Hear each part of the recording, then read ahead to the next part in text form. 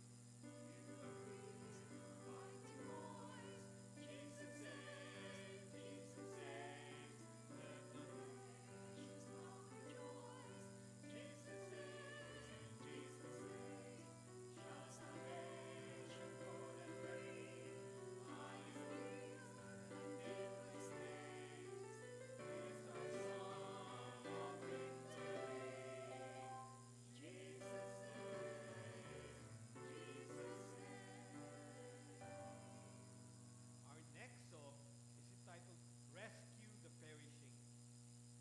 It is a hymn that expresses the need for people to be saved from spiritual loss and poverty.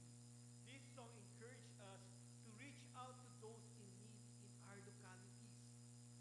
It was composed by Fanny J. Cosby in 1869, where he based the song on her personal experiences while she was at the Bowery Missions in New York City while talking with her voice. One night, while speaking to them, she kept having this thought that there was a boy present who has wandered away from his mother and must be rescued that night, or he would be totally lost. She made a plea to each boy that was there that night, and at that end of the day, of that service, one of the young boys came forward her and said, "Did you mean me, Miss Cosby? I promised my mother to meet her in heaven, but as I am leaving now, that will be impossible." So she prayed with him and led him to Christ. As they finished, she said, "Now I am ready to meet my mother in heaven, for I have found her God."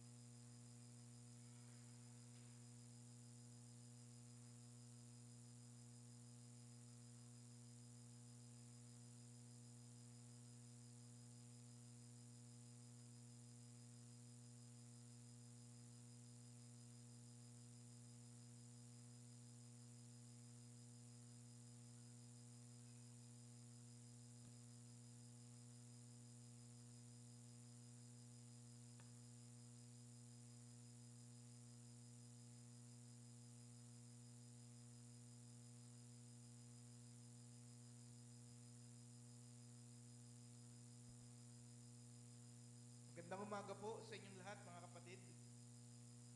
Good morning.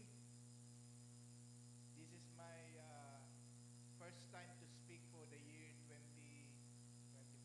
Kaya nais ko kayong batiin ng Happy New Year and Happy Valentine's. Hindi ko po kayo nabati nun kaya ngayon ko kayong binabati. Happy New Year and Happy Valentine's. This morning, we will be discussing the topic about service or ministry or paglilingkod. No? Service is central to the life of a believer. No one can truly claim to be a Christian or a disciple of Christ without a life marked by service. As a disciple of Christ, our lives should be characterized by a spirit of selfless service. For the essence of Christ's life was one of humble service and sacrifice. In fact, in Mark 10:45, Jesus himself declares, "For even the Son of Man did not come to be served, but to serve and to give his life as a ransom for many." Jesus was sent into the world to serve, fulfilling the task his Father has entrusted on him. He said in John 20:21, "As the Father has sent me, I am sending you." So wherever you are, whether in your home, in your workplace, or in your community, you have been placed there to serve. If we call him Lord and Savior, our lives must reflect a continual commitment to service and ministry. Following Christ means embracing a life of humble service. So, as we serve Christ by serving others, we must look to him as our ultimate model. He is our ultimate model. Now, my question now is, what aspect of Jesus' life and ministry make him worthy of our emulation, of our imitation? What aspect of Jesus' life and ministry make him worthy of our imitation? And this is my proposal. The life and ministry of the Lord Jesus Christ serve as the perfect model for us because he operated according to God's perfect timing, his appointed place, and his ordained mission. The life and ministry of the Lord Jesus Christ serve as the perfect model for us to follow because he operated according to God's perfect timing, his appointed place, and his ordained mission. Now let's go to our text this morning. Mark chapter 1, 14 to 20. Mark chapter 1, 14 to 20. I'll be reading from the NIV. Mark 1, 14 to 20. Okay, verse 14. After John was put in prison, Jesus went into Galilee, proclaiming the good news of God. "The time has come," he said. "The kingdom of God has come near.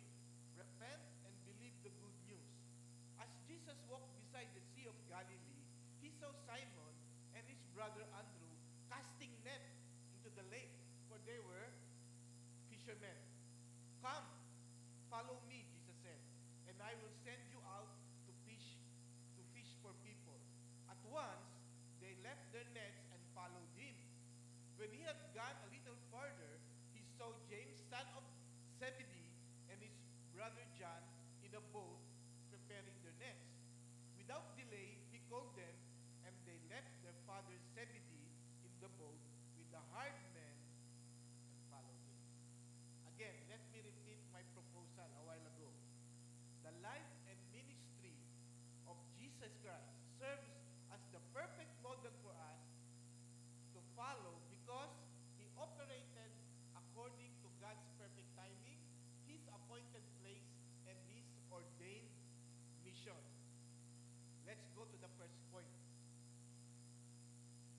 divide our text this morning, Mark 1:14 to 20, we will divide that into three parts. First, the timing of Jesus' ministry. Second, the place of Jesus' ministry. And third, the activities of Jesus' ministry. So let's go to the first part, no? The timing of Jesus' ministry. One characteristic of Jesus' way of serving is that he served according to God's timing. He did not serve impulsively or haphazardly, but followed the schedule set by his Father. At hindi katulad natin, ano? Sometimes tayo pag naglilingkod, bara-bara tayo naglilingkod, ano?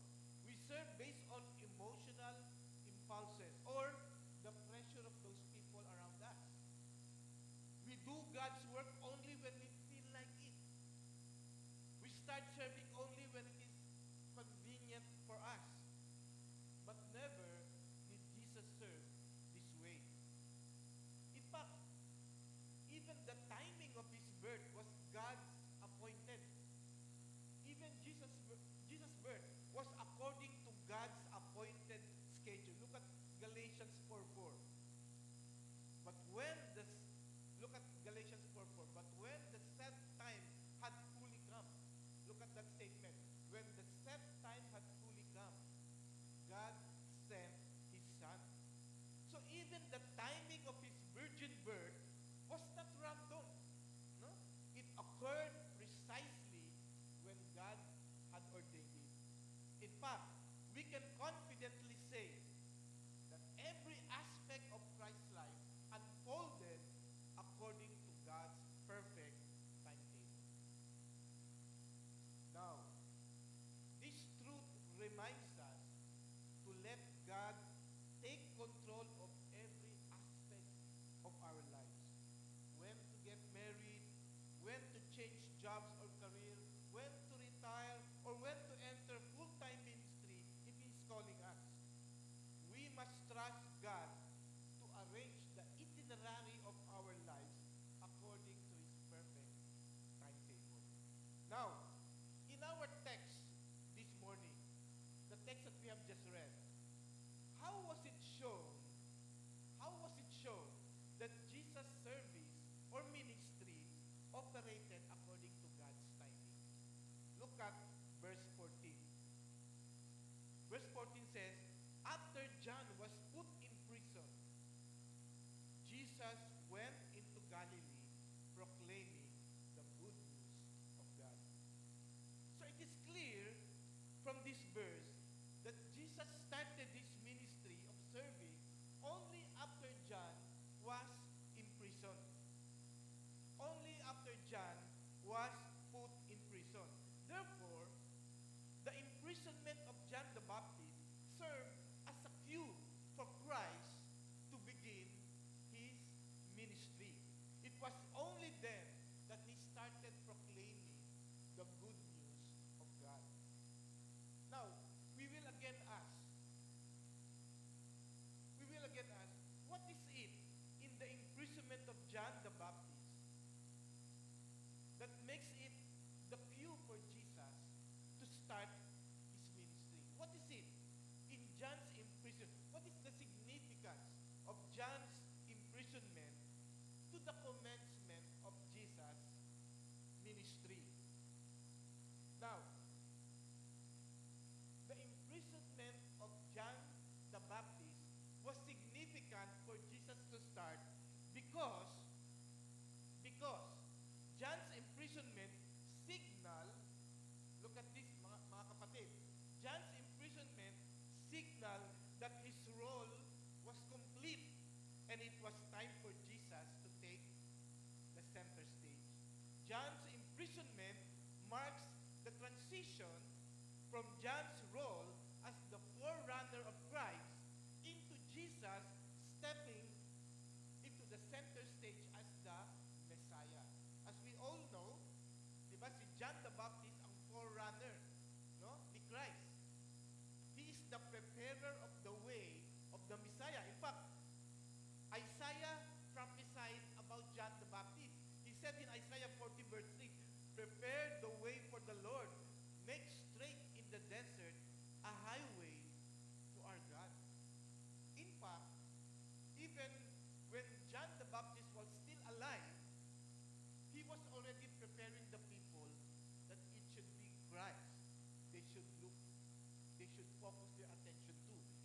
John 3:30, John said, He must increase, but I must decrease. So we can see here, his removal from public ministry made way for the new covenant through Jesus Christ to begin. John the Baptist is what you call this? John the Baptist is the last prophet of the Old Testament. So it was in John the Baptist's life, his imprisonment was the mark or was the cue for the end of the Old Covenant. Look at Matthew 11:13. Matthew 11:13 says, For all the prophets and the law prophesied until John. That means to say, all the prophets, including all the prophets and the law, ended in John the Baptist. So when he was in prison, it's now time for Christ to start the new covenant ministry. Meaning to say, the old covenant through the law and the prophet ends in John the Baptist. The Lord Jesus, we can see here, did not start his ministry randomly. His timing was divinely appointed. His service, the timing of his ministry began according to divinely orchestrated schedule. He showed that God's plan unfolded exactly as he intended. John's arrest was not a setback, but it is a signal that Jesus' mission was now to begin. Ano yung makukuha natin dito, mga kapatid? Ano yung matututunan natin dito? If God had a perfect appointed time for His Son, Jesus Christ, and His servant, John the Baptist, determining when they should begin and complete their ministry, then we can be certain that He also has a perfect timing for all of us in every aspect of our lives. John's imprisonment was not a random event. It was God's divine plan signaling the start of Jesus' ministry.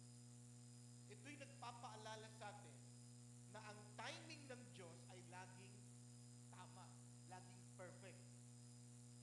Alam niya talaga kung kailan siya magbubukas ng pinto sa isang tao at kung kailan siya magsasara ng panibagong pinto sa isang tao.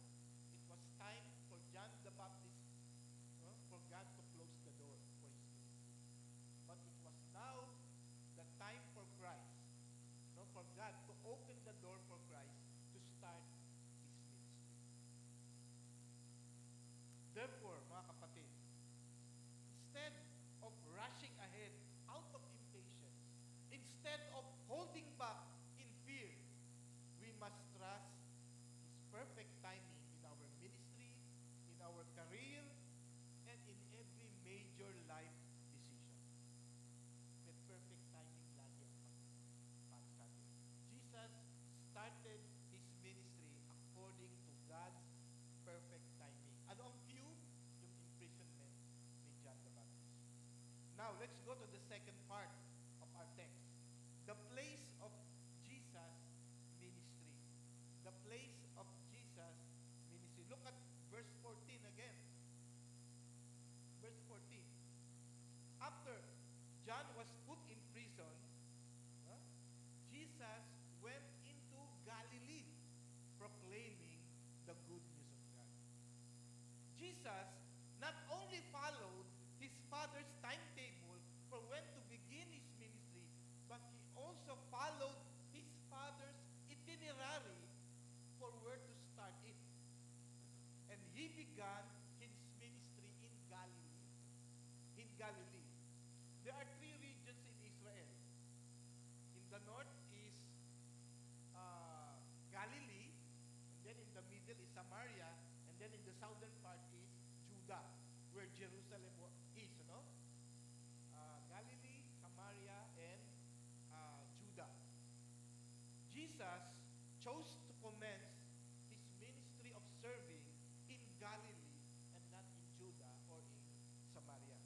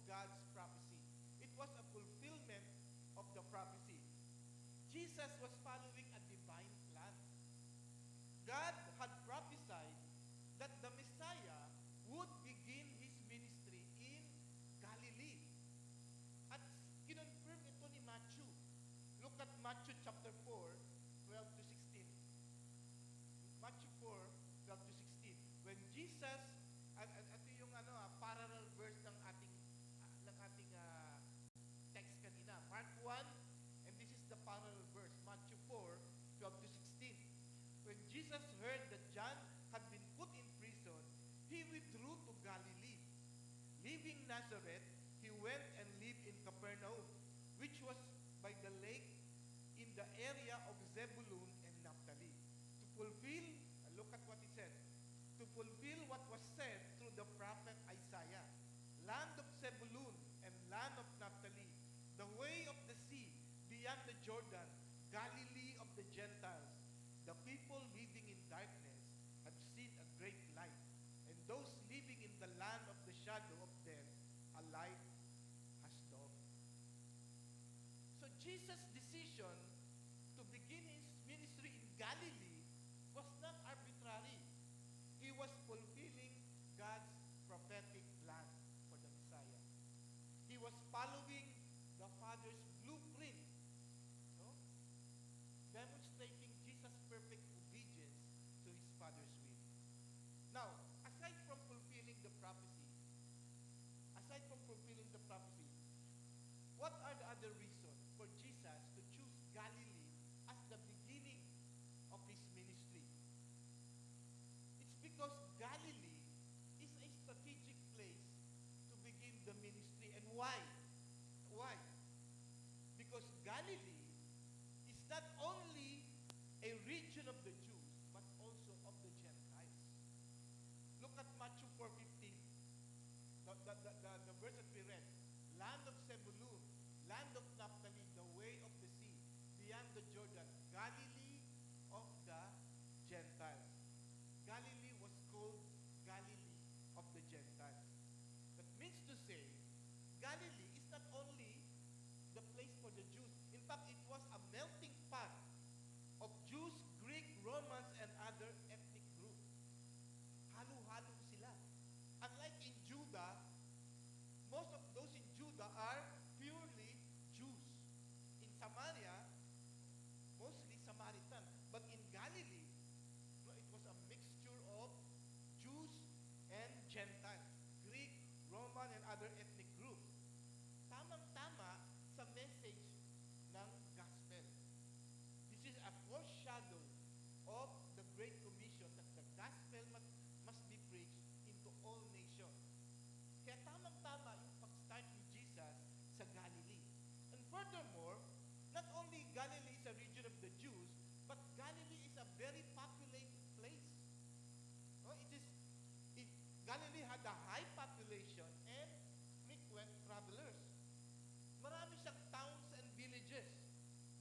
At sabi nga ng mga Bible scholar, they estimate that Galilee had a population of more than 3 million people in Jesus' time. Kaya tamang-tamang pagsimulan ng kanyang gawain. And because Galilee is a major route, no? Major trade route connecting Egypt, Syria, and Mesopotamia, kaya madaling maikakalat ang ebanghelyo.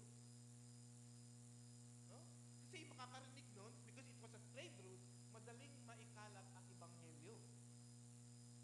Kaya hindi lang siya, not only because it was prophesied that the Messiah would begin his ministry in Galilee, but because it was a strategic place.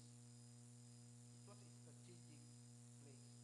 And third reason for that, Galilee compared to Jerusalem and Judah, Galilee is less religiously hostile than Jerusalem. Look at Jesus' ministry. Saan siya mas maraming kumalaban sa kanya? It was in Jerusalem. Because lahat ng mga religious elite, the Pharisees, Sadducees, scribes, the Sanhedrin, ay nandun sa Jerusalem. Kaya lahat ng mga tumuligsa kay Christ nasa Jerusalem. Kaya nga ang Galilee, it offered a safe and receptive place for Jesus to begin his ministry. Kailangan makapag-take root muna yung gospel. Kung sa umpisa pa lang, tinuligsa na yung gospel, so kailangan mag-take root muna no? Kaya tamang-tama yung pagkakasimula niya sa Galilee. It was God's perfect choice. Alam niyo mga kapatid, kapakita lang ito, no? If you entrust to God the timing of your work, even the place kung sa kanya ilalagay, He will lead you to God's perfect timing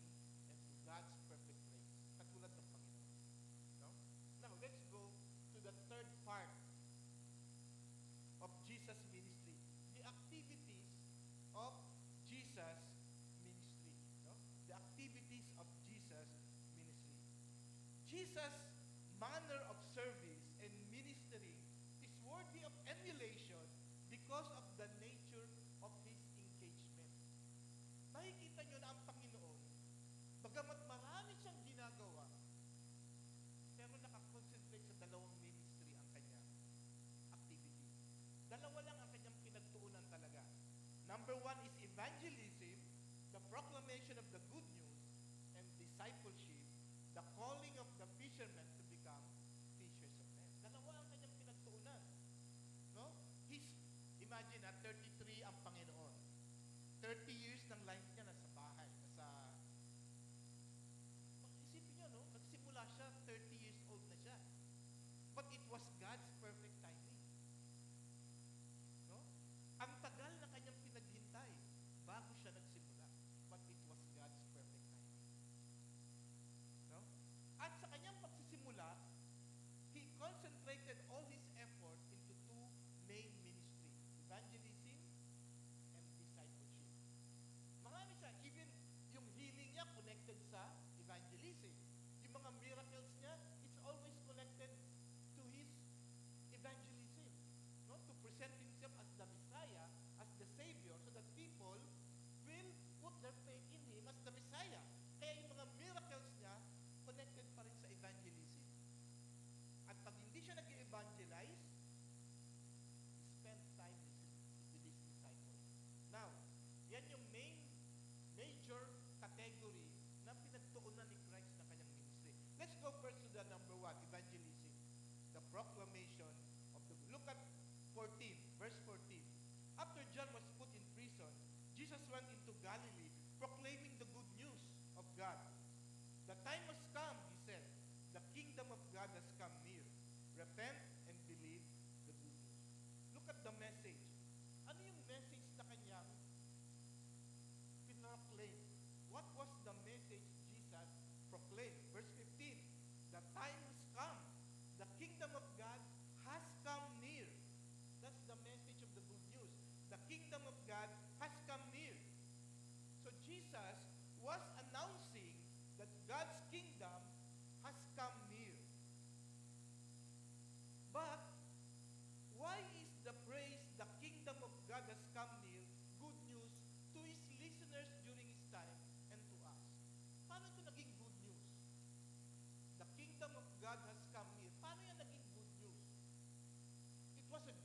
It is good news because Jesus, when he said, the kingdom of God has come near, Jesus was essentially proclaiming that the king himself had already come. Dumating na. The kingdom has come near because the king had already come. Jesus can declare that. No? Jesus can declare that the kingdom of God has come near because he, the king himself, had already come. He is the embodiment of the kingdom of God. His presence signifies the arrival of the kingdom of God. Remember, the Jewish people were expecting the long-awaited Messiah. Messiah means king and savior and priest. That's the Messiah. They had been awaiting for the long-promised Messiah, the one who would establish God's reign. Therefore, with the coming of Jesus, their long-anticipated king had arrived, bringing with him the fulfillment of God's redemptive plan. Not only that, when Jesus said the kingdom of God had come near, he was not only saying that the king had already come, he was essentially saying the king wants a relationship with the people. Don't you know? Look at the phrase has come near. Has come near. It comes from the Greek word egidzo. It comes from the Greek word egidzo. At itong verb na to, ang ibig sabihin ng egidzo is to approach, to draw near, or to be at hand. At sa bagong tipan, no, in the New Testament, egidzo is used to describe both physical nearness and metaphorical proximity, signifying entry into a significant relationship.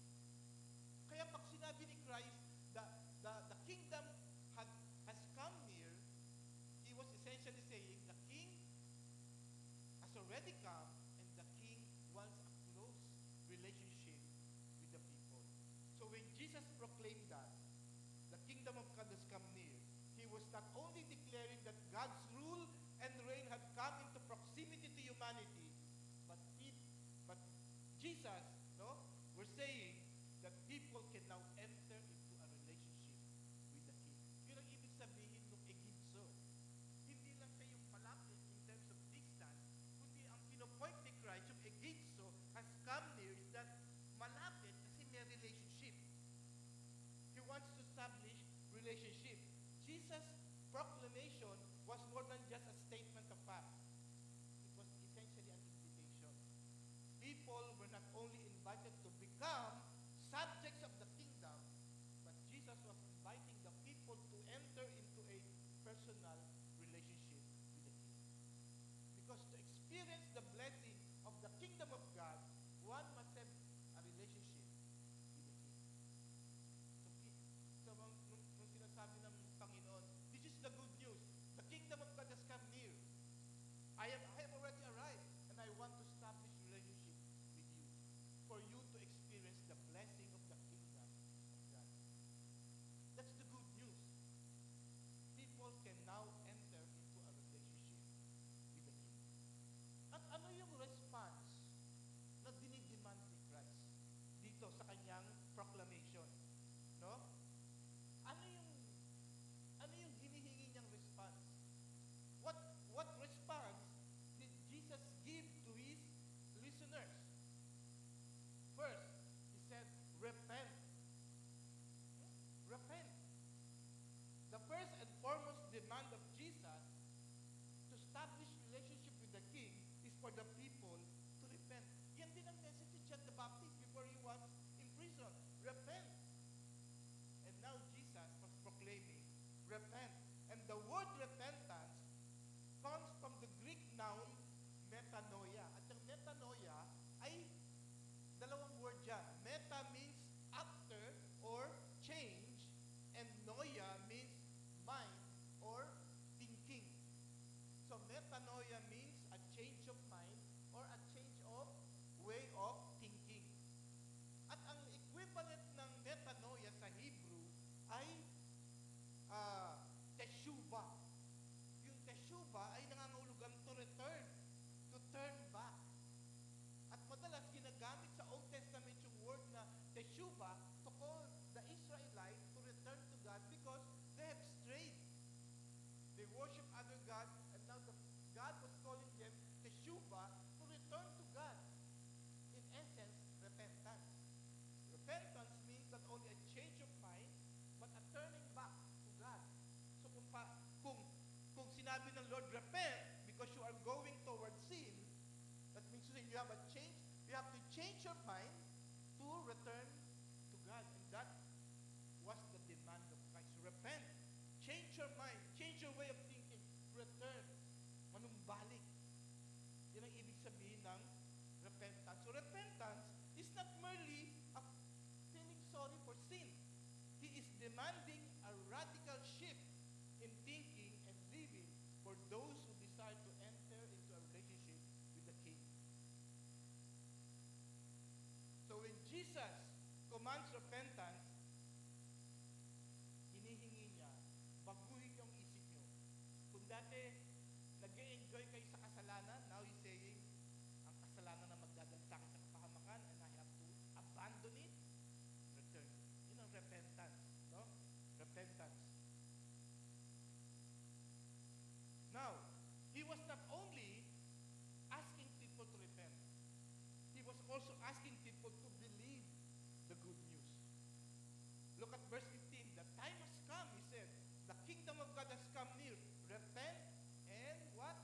Believe the good news. The Lord Jesus not only called people to repent, but also to believe the good news. Another word for believe is trust. Pagtitiwala. Jesus was asking his listeners to trust the good news. No? That the kingdom of God had come near because the King himself had arrived. In essence, Jesus was challenging the people to trust him. Jesus is the good news. Di ba ang pinipreach ng Panginoon the kingdom of God has come near because the king had already come. Therefore, he was inviting people, trust me because I am the king.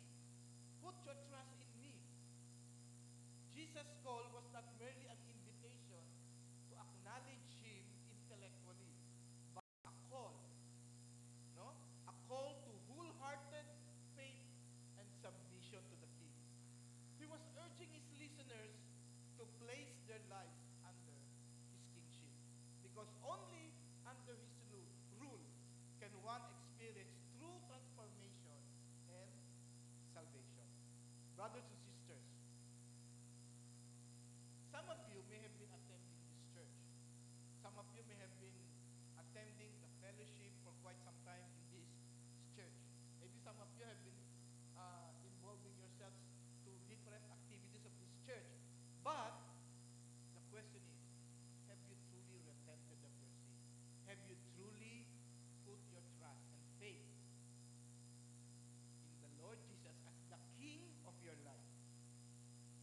Now is the time to repent, to change your mind and acknowledge that you are a sinner unable to save yourselves. Now is the time to believe the good news that Jesus Christ has come to save you from your sin. He died on the cross to pay for your sin. And he rose again to give you eternal life. If you desire to experience the reign of Christ in your life, if you long to live in the blessing of his kingdom, then you must repent of your sin and put your trust in Jesus as your King and your Savior. Surrender your life to him today and let him transform you by his grace. Now, that's the number one major thrust of his activity, of his ministry, evangelism. The second part is discipleship. Discipleship. Calling men to be fishers of men. Look at verse 16. As Jesus walked beside the Sea of Galilee, he saw Simon and his brother Andrew casting a net to the lake, for they were fishermen. Come, follow me, Jesus said, and I will send you out to fish for people. At once they left their nets and followed him. When he had gone a little further, he saw James, son of Zebedee, and his brother John in a boat preparing their nets. Without delay, he called them, and they left their father Zebedee in the boat with the hired men and followed him. Now, in these verses, we can see Jesus calling his first disciple, Peter and his brother Simon, or Peter and his brother Andrew, and James and John, the son of Zebedee. They were all fishermen by trade. They were the first disciple of Christ were all fishermen. Ano ang tawag sa kanila? What was the invitation? What was the call? He said, come, follow me. Come, follow me. Jesus was inviting these men to follow him. His call to discipleship was a call to a person, to follow a person. And that person is he himself, Jesus. No? Jesus was not calling people to follow a particular religion. He was not asking people to follow a particular philosophy or code of ethics. He was calling people to follow himself. Himself as a person. No? It was a call to personal devotion to Christ. The essence of true discipleship is following Jesus. That's the true essence of discipleship. Following Jesus. Now, tayo, no? As we engage in discipleship, we must ensure that we are leading people to follow Christ and not ourselves. The Great Commission commands us, go and make disciples. But whose disciple are we going to make? Ours or Christ? It's clear, no? In the Great Commission, go and make disciples of Christ. Why? Because in verse 19, Jesus said, teaching them to obey everything I have commanded you. So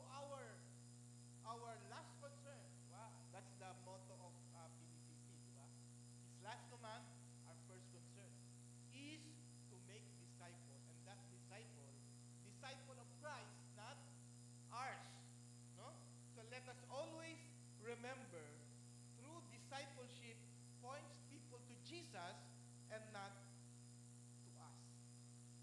We are not making disciple of ourselves, no? Kundi ni Kristo. At ano yung purpose ng pagtawag ni Kristo na sumunod sa Kanya? Anong purpose? Look at verse 17. Come, follow me, and I will send you out to fish for people. Sa King James, I will make you fishers of men. So Jesus' invitation was not just a call to a personal discipleship, it was a call to mission. It was a call to mission.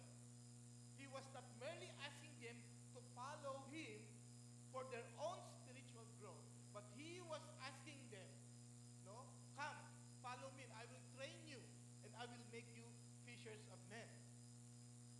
Now, Jesus called these men from their profession as fishermen to a far greater purpose, bringing people to the kingdom of God. Just as they had once cast their net, no, to catch fish, now Jesus was calling them to cast the net of gospel to the people so that many people will come to become part of the kingdom of God. Notice, hindi yung sinabi ng Panginoon, follow me. Hindi sinabi ni Christ na, follow me and you will figure out how to fish for people. No, nasabi ng Panginoon, follow me and I will make you fishers of men.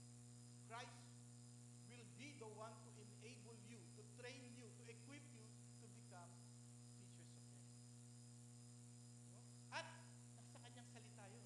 If we read this word, we will know how to become fishers of men. It is Jesus who makes us effective in His mission. The calling, this calling was not just for the first disciple. It is the same call for every follower of Christ today. If we are following Jesus, we must also be engaged in fishing for people, sharing the gospel, and making disciples. Thus, the purpose of Jesus' call is clear. To follow Him is to be sent by Him. To follow Him is to be sent by Him. True discipleship is not just about knowing Christ, but also making Him known to others. Now, ano yung response ng mga disciples nang narinig nila yung call na to? What was their response? Their response was immediate and total commitment. Their response was immediate and total commitment. Look at verse 18. Verse 18. At once, they left their net and followed Him. Verse 20. Without delay, He called them, and they left their father Zebedee in the boat with the hard men and followed Him. You would see that their obedience was immediate obedience. At once, without delay. It emphasized the urgency and the willingness of their response. They did not hesitate. They did not question. They did not give any excuses. The moment Jesus called, they obeyed. Ito yung nagpapakita na pag tumawag si Kristo sa atin, dapat pagsunod kagad ang ibibigay natin. Not delayed by excuses, doubt, or any attachment to worldly things. Immediately, they obeyed. Not only immediate obedience, you can see in their response a willingness to leave everything. A willingness to leave everything. Look at, sabi dito sa verse 18, Simon and Andrew left their nets. They left behind their livelihood, their source of income, and security. James and John, they left their father Zebedee in the boat. They left not only their work, but also yung family ties, stepping out in faith to follow Jesus. Ito'y nagpapakita sa atin na true discipleship requires willingness to surrender anything that hinders full devotion to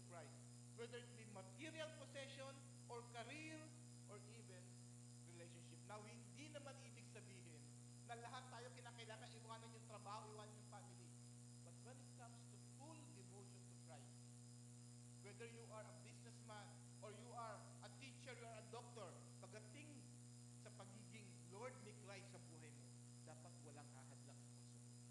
That's the point here. If you are a disciple of Christ, Christ must rule your life.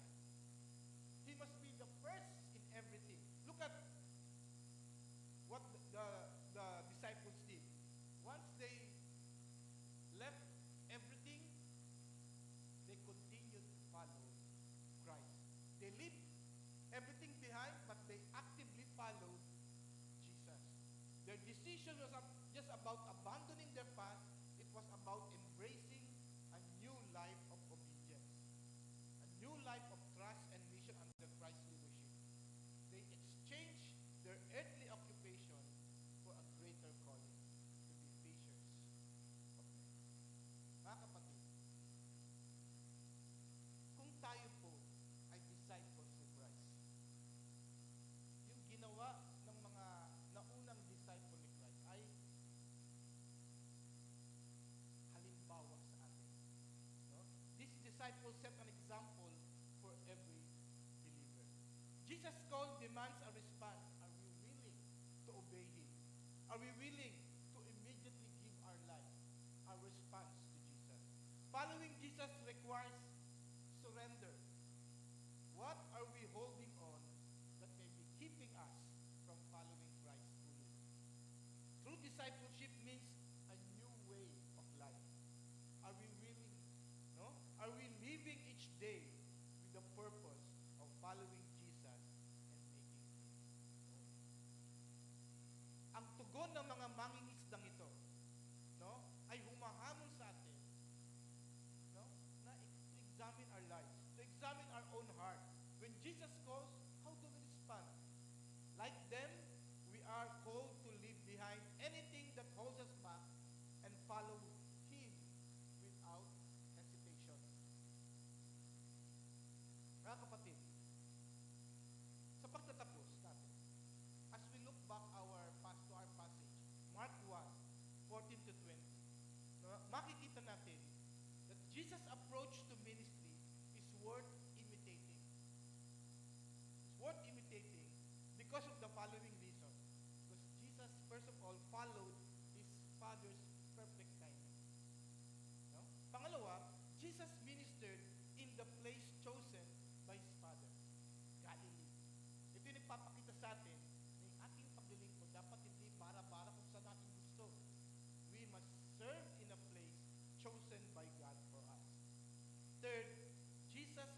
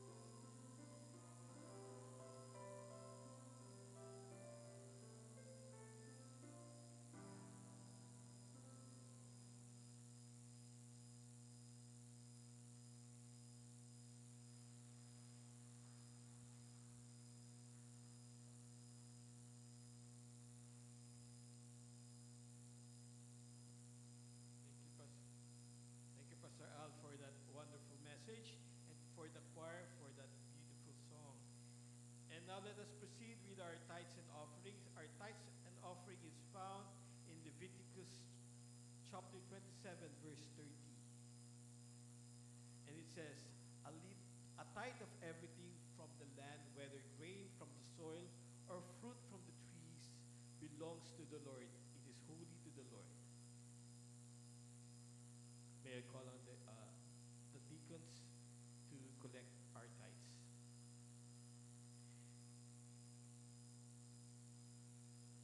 And while we are actually routing our offerings, we will also be routing a box for our special donation, our special love offering for our brother A.J. Bakani, who is now actually confined in the hospital due to a fire accident in their place. So we will also be routing this box for your love offering for A.J.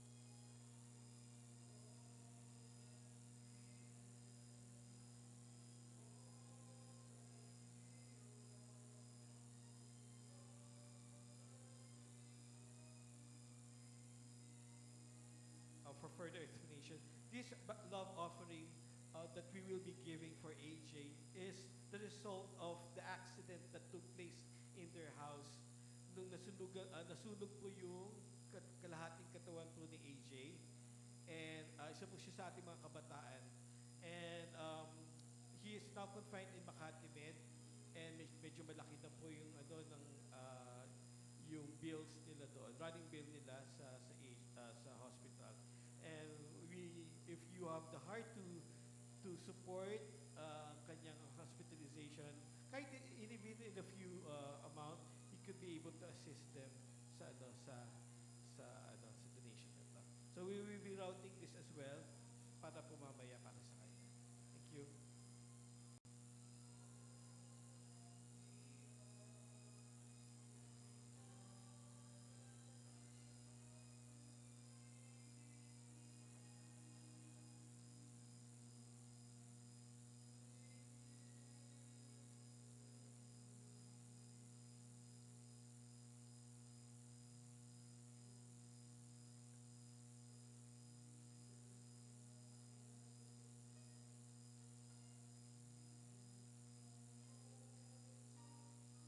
May I request everyone to please stand up as we pray for the offerings. Our loving Heavenly Father, once again, we would like to thank you, Lord God, for your faithfulness to us. We would like to thank you, Lord God, for giving us, Lord, our needs every day, for providing, Lord God, and for keeping us safe always. Lord, we bring back our offerings to you. Use this, Lord God, for your kingdom. May it be used, Lord God, in sharing your word and for discipling our brothers and sisters as well. We pray this, Father, in Jesus' name.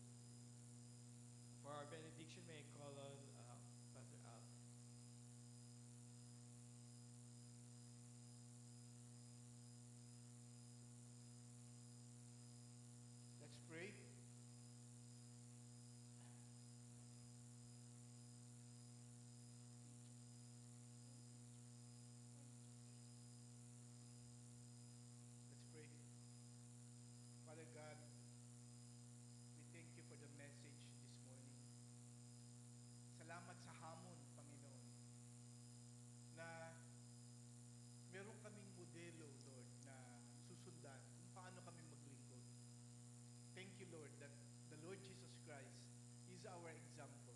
He is our model of when to serve, where to serve, and how to serve. Father, may you bless this church, PBCC. Naway matagpuan mo po ang church na ito na talagang sa lahat ng aspeto ng paglilingkod that we follow the Lord Jesus Christ as our model. Father God, dinadala namin sa iyo si AJ. Ipuin mo po siya, Panginoon. Lord, huwag mo pong hayaan na magkaroon ng anumang mga infection pa or other complication yung kanyang injury na naranasan. I pray, Almighty God, that you would touch him and heal him completely. Father God, may you relieve him of his pain, O God. Alam ko napakabigat ng kanyang dinanas. Father, hipuin mo po siya. Iparanas mo sa kanya sa mga sangdaling ito yung comfort mo, yung kagalingan mo, Panginoon. And I pray, Almighty God, na imimit mo po lahat ng needs niya sa ospital. Lord, kahit na po malaki, walang imposible sa iyo. Lahat ay kaya mo dahil ikayo ang may-ari ng lahat. And we lift up to you, AJ, that you will heal him completely and that you would provide for all his needs para po, Lord, gumaling siya ng tuluyan. We commit him to your hands, O God, knowing that you have a powerful and healing hands. To him who is able to keep you from stumbling and to present you before his glorious presence without fault and with great joy, to the only God our Savior,